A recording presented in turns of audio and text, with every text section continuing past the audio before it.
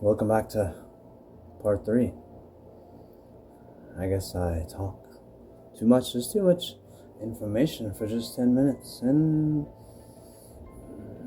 like a ping pong, I go off topic. But perhaps also it was all meant to be exactly this way. We're at level 6.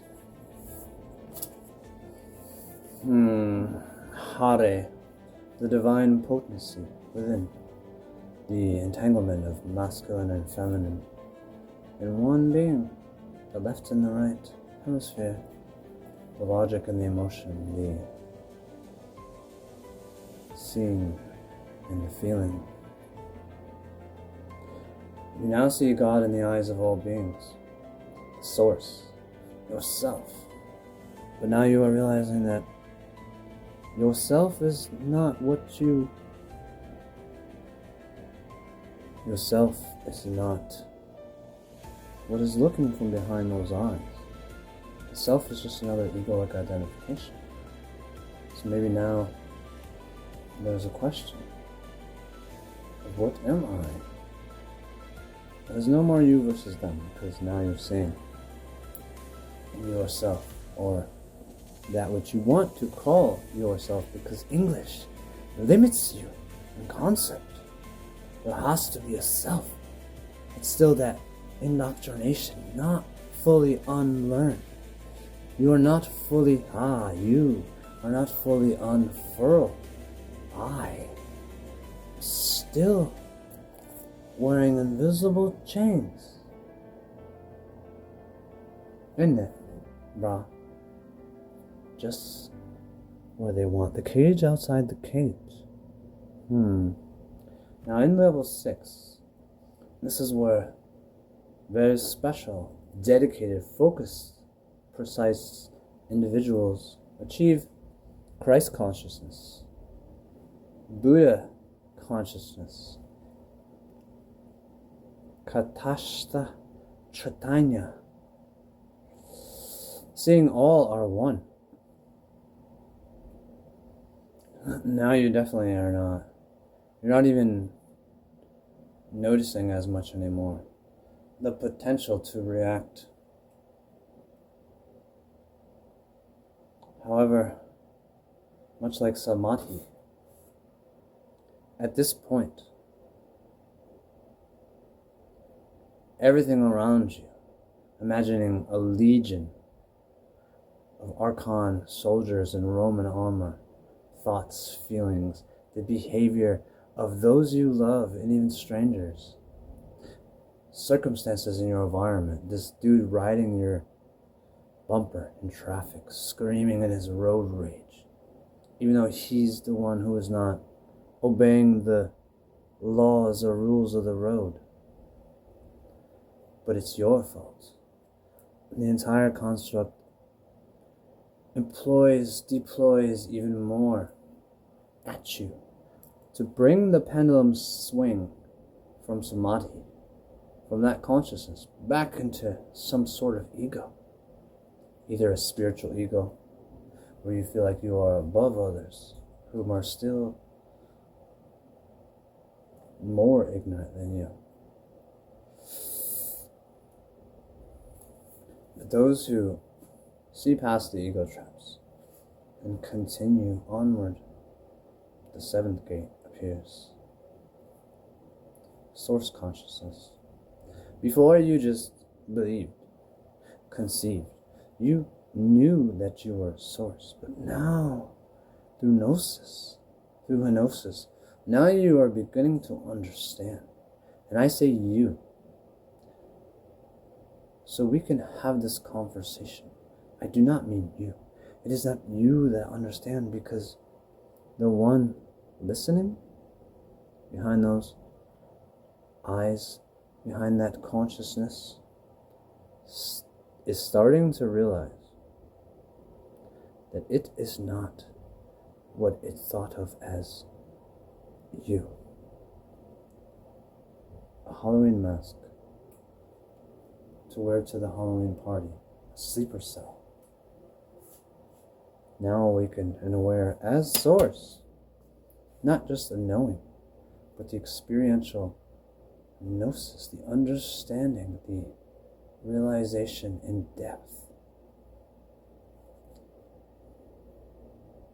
Now all duality collapses. And this is the point where you, hopefully, meet Abraxas, the paradox of everything that seems to be. That balance is not duality. Now one begins to perceive and remember that perfection is actually not darkness and light in the sense that it is dogmatically spoon-fed and thrown at you all over social media and in philosophy and religious institutions. But true balance is something more of harmony.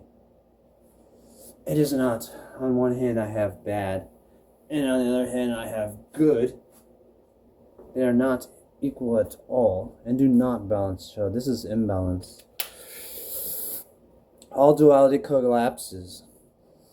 The paradox of Abraxas, the cage outside the cage, appears. Maybe you won't call it this. It's just a symbol, but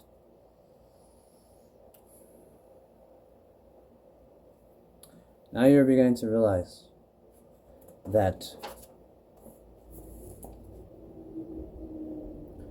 you're not a victim to an evil person or a distorted deed. That this energy or idea or feeling, this thing that you once saw as other, as enemy, that beats you down, is not actually doing it because it is your enemy. It is beating you down so you will finally awaken and realize you cannot be beaten down unless you choose willingly to submit. They cannot force you to do anything unless you willingly choose to give your stillness movement, to give your power to the domination.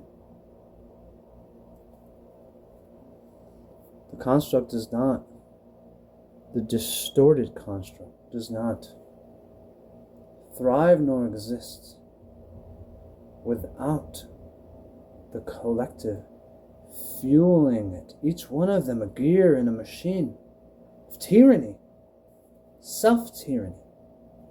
The nation is now realized as shepherded to keep itself in chaos and misery.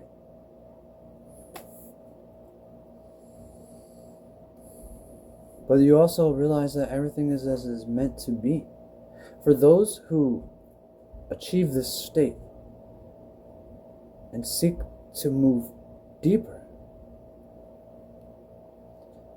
realize that it was necessary in all the indoctrination, all the learning and domestication, that for one to truly remember and awaken to these deeper levels, one had to realize through being beaten down, through being broken and destroyed, that you could not be broken, could not be destroyed. Now one realizes the ineffable nature of what it is, the insurmountable power it has, and how they try to use it to exalt themselves above others. But who are they? It's you. It's a game. But you don't have to play by their rules. You don't have to be the monster to get past the monster. You don't have to feed them your power. You can starve them and feed yourself. The archons are seen now as just dumbbells, training weight, something heavy that once used to break you, but now you are lifting it like it is nothing, and they fear this point. But wait.